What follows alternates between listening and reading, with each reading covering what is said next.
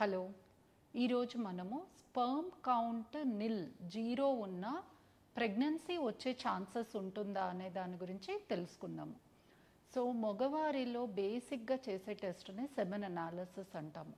Semen analysis చేసినప్పుడు count అనేది, moment అనేది, మార్ఫాలజీ అంటే చూడడానికి హెల్తీ స్పర్మ్ పర్సంటేజ్ ఎంత ఉంటుంది అనేది మనం బేసిక్గా టెస్ట్ చేస్తాము. కొందరి మగవారిలో ఈ స్పర్మ్ కౌంట్ అనేది టోటల్గా నిల్ ఉండడం అనేది జరుగుతుంది. ఇలాంటప్పుడు మనము ఏం చేయవచ్చు? స్పర్మ్ కౌంట్ ఎప్పుడైతే మనకి నిల్ చూపిస్తుందో మనము ఒక రిపోర్ట్తోనే ఆ ప్రాబ్లమ్ని కన్ఫర్మ్ చేయకూడదు.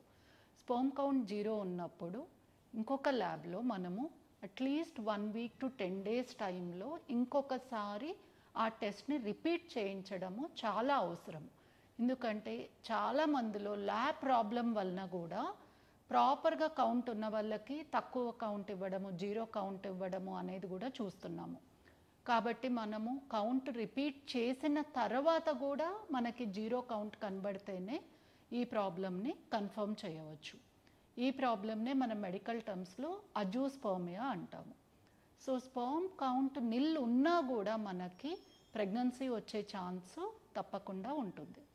సో ఈ ప్రాబ్లము దేని వలన జరిగింది అనేది తెలుసుకోవడము మనకి ట్రీట్మెంట్కి ఎంతో ఇంపార్టెంట్.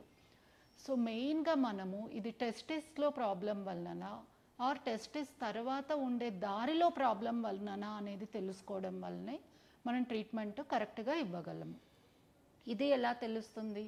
కొన్ని రకాల బ్లడ్ టెస్ట్లు. ఈ బ్లడ్ టెస్ట్లలో మెయిన్గా మనము హార్మోన్స్ అనేది చెక్ చేస్తాం. ఈ హార్మోన్ టెస్ట్లతో మనకి టెస్టిస్లోనే ప్రాబ్లం ఉందా ఆర్ ప్రొడక్షన్ అనేది మంచిగా జరిగి బయటకు వచ్చే ట్రాక్లో అబ్స్ట్రక్షన్ వలన స్పర్మ్ అనేది మనకి జీరో కనబడుతుందా అనేది తెలిసిపోతుంది. అదే కాకుండా అల్ట్రాసౌండ్, ఈ స్క్రోటల్ అల్ట్రాసౌండ్ చేయడం ద్వారా కూడా మనము ప్రాబ్లం ఎక్కడ అనేది తెలుసుకోవచ్చు. ఇప్పుడు టెస్టిస్లో ప్రాబ్లమే ఉంది అంటే హార్మోన్స్ అనేది చాలా హైగా వస్తాయి. ఇలాంటి వాళ్ళకి మనకి స్పర్మ్ కౌంట్ ఇంప్రూవ్ అయ్యే ఛాన్సెస్ తక్కువే. అదే మనకి టెస్టిస్లో ప్రొడక్షన్ అనేది కరెక్ట్గా జరిగి బయటకు వచ్చే ట్రాక్లో ప్రాబ్లం వల్లనే వాళ్ళకి స్పర్మ్ కౌంట్ నిల్గా ఉంది అంటే వీళ్ళకి టీసా అంటే టెస్టిక్యులర్ స్పర్మ్ ఆస్పిరేషన్ ద్వారా ఐవీఎఫ్ ట్రీట్మెంట్లో మనము రిజల్ట్ అనేది ఇవ్వవచ్చు. ఇది చాలా సింపుల్ ట్రీట్మెంటు. దీని గురించి మనము అడ్మిషన్ కానీ ఆర్ చాలా గంటలు హాస్పిటల్లో ఉండాల్సిన అవసరం కానీ ఉండదు. టీసా టెస్ట్ మనకి మామూలుగా మార్నింగ్ వస్తే ఇట్స్ డే కేస్ ప్రొసీజర్. అంటే నార్మల్గా ఒక 1/2 అవర్ టు 1 అవర్లో ట్రీట్మెంట్ అయిపోయి టెస్టిస్లో ఉన్న స్పర్మ్ని మనం ల్యాబ్లో ఫ్రీజ్ చేసుకొని అదే రోజు మనమే ఇంటికి డిశ్చార్జ్ కావచ్చు. నెక్స్ట్ డే నుంచి రొటీన్గా మన డైలీ యాక్టివిటీస్ వర్క్ కూడా వెళ్ళిపోవచ్చు. ఇలా తీసిన స్పర్మ్ని మనము నెలల వరకు ఫ్రీజ్ చేసుకోవచ్చు.